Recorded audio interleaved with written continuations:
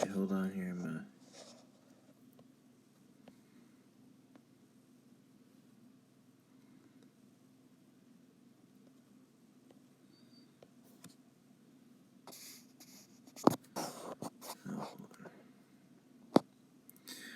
Okay, so pretty much this is gonna be like this is my first little live stream that I have here, and I want to talk about a good variety of things, just centering around the whole idea of Carpe Diem and whether that's a worthwhile concept to hold in your life. It's about the meaning of life for you, not. And we're gonna talk about two different movies, and I will be doing separate videos about Good Will Hunting and Little Miss Sunshine in my philosophical movie series. But I just want to do one big video stream of talking about all this stuff.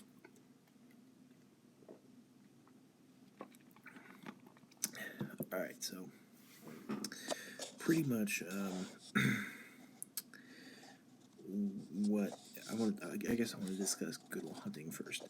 Good Will Hunting is something that is a really interesting sort of movie. Really interesting sort of thing here. And I think it's worthwhile to think about. So what that basically is is just the idea that it's centered around Will. Of course it's centered around Will. Will is a janitor, and he's basically doesn't really have a life meaning yet at this point. So that's kind of sort of where we're at the moment. And he kind of doesn't have a life meaning. He doesn't have a purpose as of yet. He doesn't have a way of going about anything, I guess. And he sort of is a janitor, and he goes out drinking with his. And Will is Matt Damon, and his friend is Ben Affleck. And he kind of goes and drinks. However, he's a very, very smart person. Very, very smart person. Just probably one of the smartest people that I could ever. He kind of he reads all the history, mathematics, and you probably know this main plot that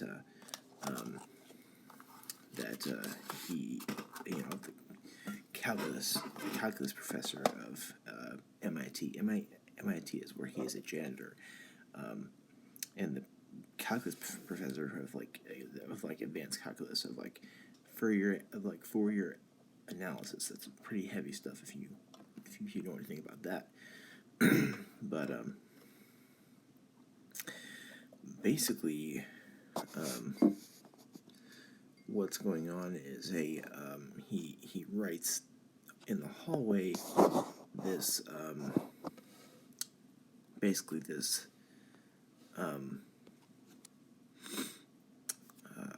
it's a big problem having to do with Fourier analysis, and he does it while he is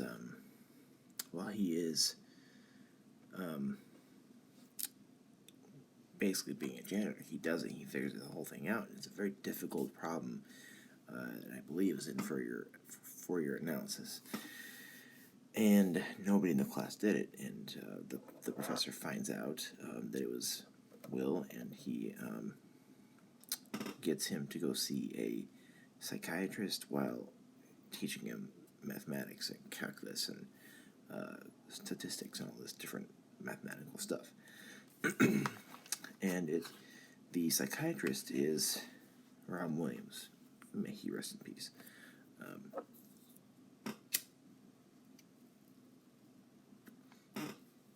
Sorry.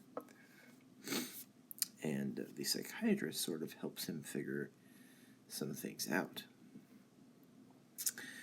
However, I mean, they went through a lot of psychiatrists, and they were like, "No, I'm not gonna do therapy with Will, because Will basically dissects their whole life in like 2 seconds." which is pretty crazy. He basically dissects their whole life, and it's just crazy how that whole thing works. And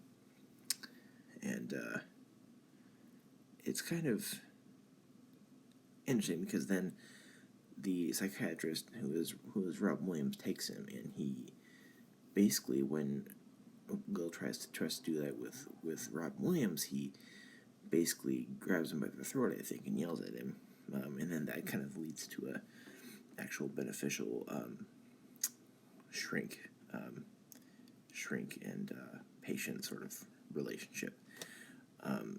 And the shrink's wife died, and a lot of horrible things also happened to Will, which is very notable. Also, I mean, that's very much to note that is basically it. I'm just going to put a title on this thing here. I don't know how this thing works entirely.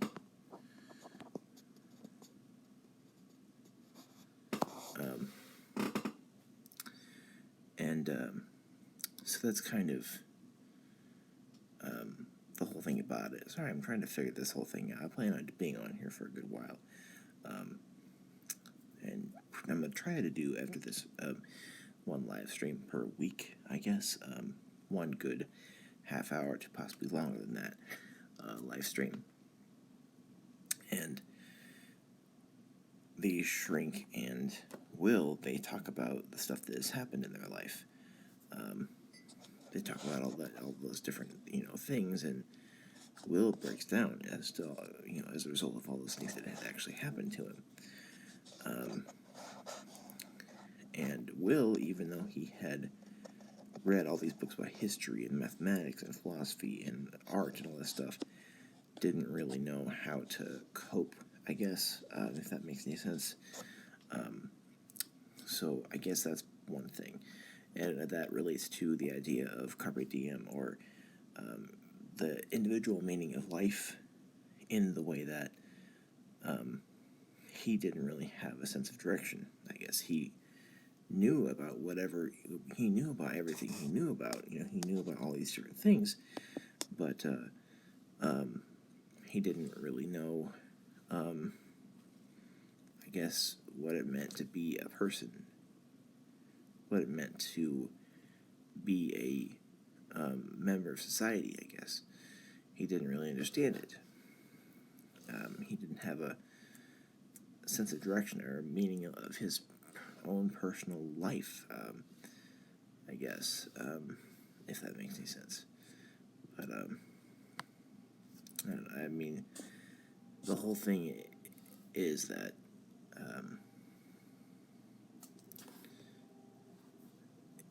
the whole thing, I guess, is just that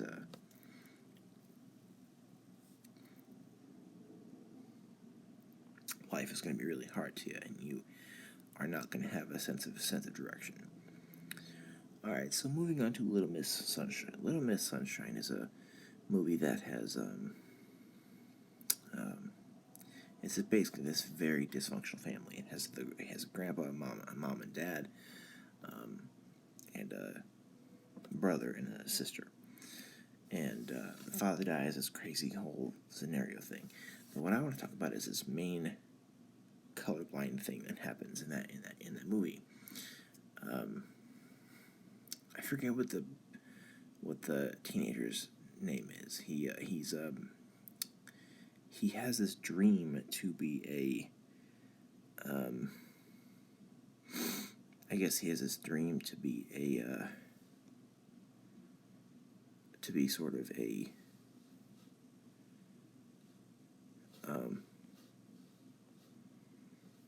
he has this dream to be a pilot. He has this dream to be a pilot, and he wants to fly.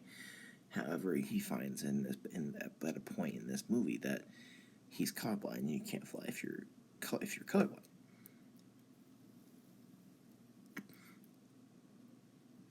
And his whole life is shattered. And previously, before that, he had a picture up of Friedrich Nietzsche in his room. And as you know me, I love Mr. Nietzsche, wherever he is here. The best books are Zarathustra. Yes, amazing work. As you know, on this channel, I'm getting through. And basically, he took a vow of silence because he wanted to be a version of the Overman. He wants to, I guess, take a stand and be above the rest of the world. He kind of has this hate for his family, has this hate for people, and kind of wants to be above that. He wants to go his own way to be a pilot. And when he realizes that his whole dream is shattered, he yells at his family. He says, "I hate you fucking people." He kind of bashes everybody. Oh, there's also the Steve Carell character who's gay. He's a gay scholar. He's gay, and he's a Marcel Proust scholar. And he tried to kill himself. And basically, the Friedrich Nietzsche, the teenage boy, he kind of screamed at everybody. And then Olive, the little girl, goes down and gives him a hug.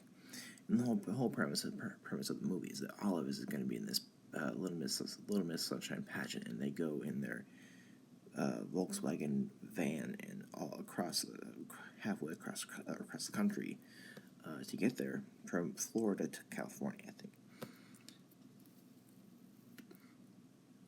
And basically, what happens is,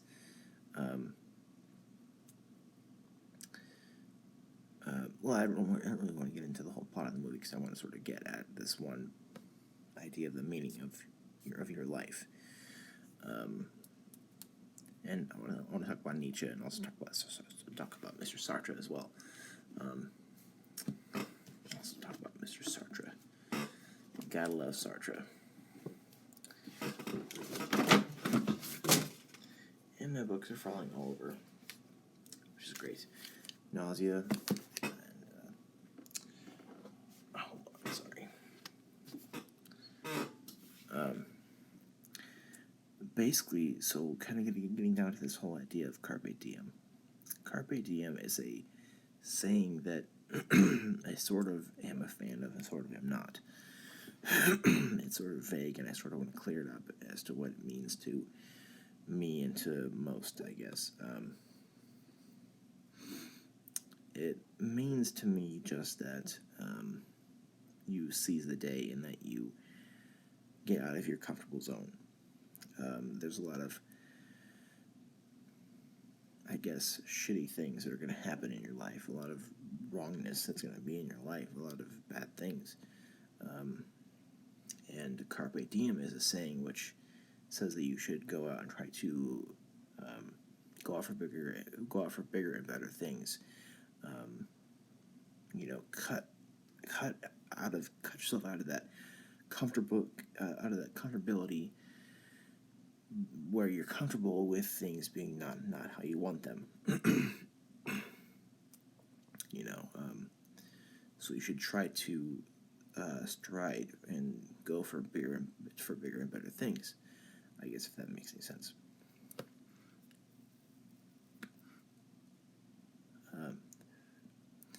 So I guess that I want to get into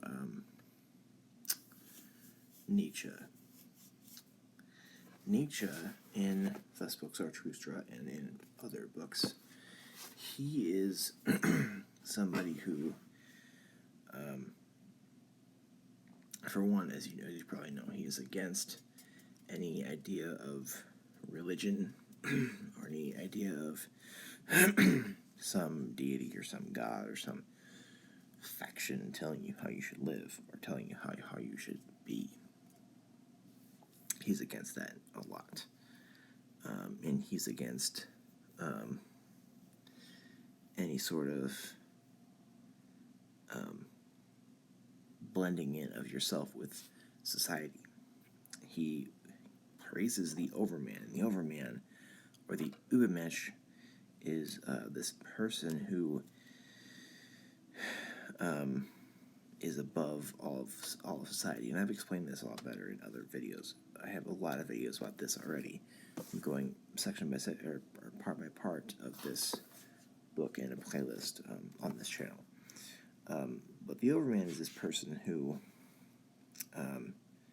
wants to, I guess, transcend what the human person is, to go beyond who you are as a human and be this amazing transcendent thing which is beyond who you are as a human, to go beyond yourself and to extend yourself beyond the norms of society, basically, but to not only to go beyond it, but to transcend it and to live in a certain way where you're not a part of this rabble or this, but to get yourself beyond that. And that's kind of where the teenager in Little Miss Sunshine was kind of after. And Nietzsche relates to this in that he also has a concept of nausea too, as Sartre, but his is a little different. But Nietzsche is sort of against the idea of all society, against people themselves. He is against this world.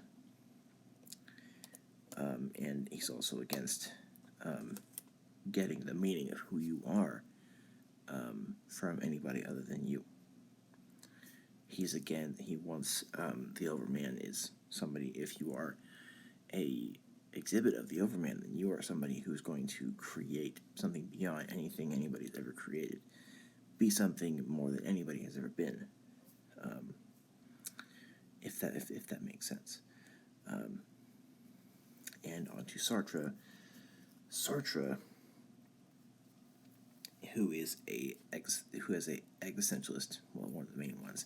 Nietzsche is too, but they didn't call it that back when Nietzsche was writing. Sartre has this idea of nothingness, and he has this idea of negation and anguish that can pierce itself or absorb itself into your life. How of negation that right, and nothingness can seep into your life, and that you are not something. If you want to, and that you will look at yourself in a certain way that you are not this, or that the world is not this, and that can, the whole idea of the is not is sort of a thing that can pierce itself into one's life and cause a lot of anguish. And the idea of the bad faith is that you are fleeing from yourself. You are becoming something other, trying to be something other than yourself, and you are being in a state of inauthenticity or bad faith, mauvaise foi. If that makes any sense.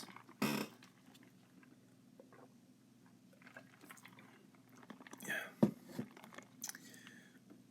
And Sartre, along with Nietzsche, however, in different ways, Sartre also says that any individual meaning to your life, and I'm going to clarify what I mean by meaning of life, or what I want to discuss in this sort of little thing here. Sartre says that for you to be free, for you to have any meaning of life, you have to make that yourself. You're not going to get that from anybody or anything except yourself. Or if you try to get it from anything or any other person besides yourself, you're going to be in a very bad state.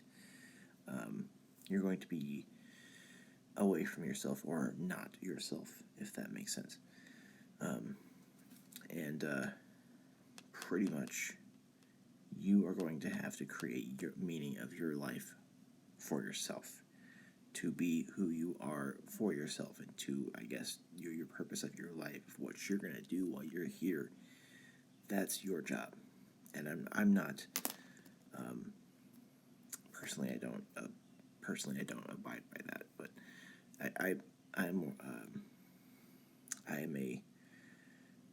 unlike what Nietzsche or Sartre would say for you, is that you should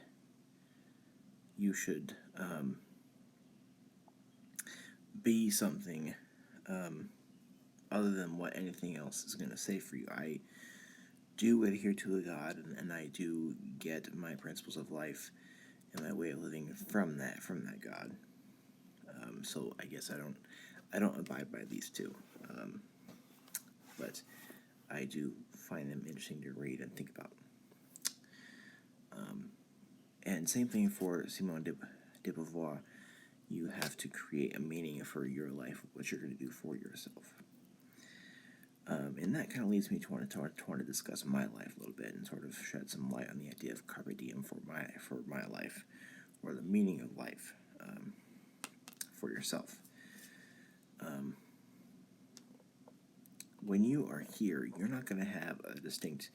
You're not going to come here with a distinct idea of what you're going to do, even into your 20s or 30s, or in your teens. In your teens, you probably have some ideas, but as you get into your 20s, you might not necessarily have a great idea of what you're going to do here, or how you're going to be, or who you're going to be.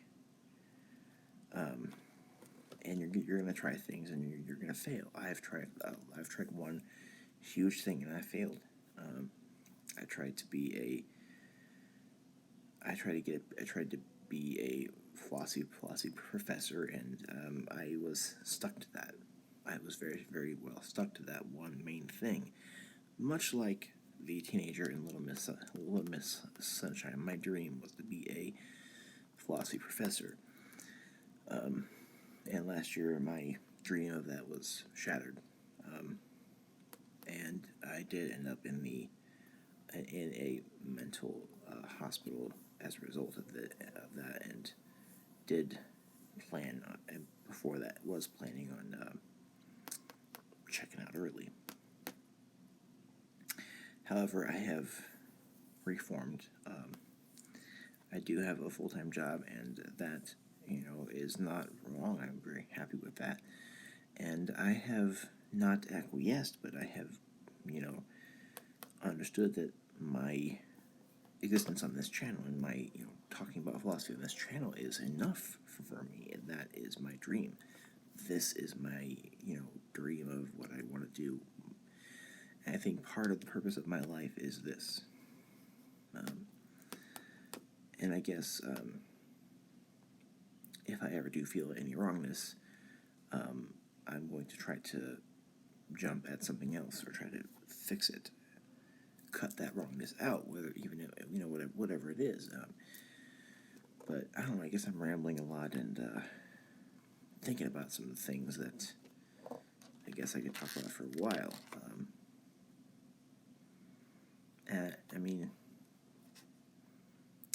I think, and of course, also in life, you're going to go through a lot of difficult things.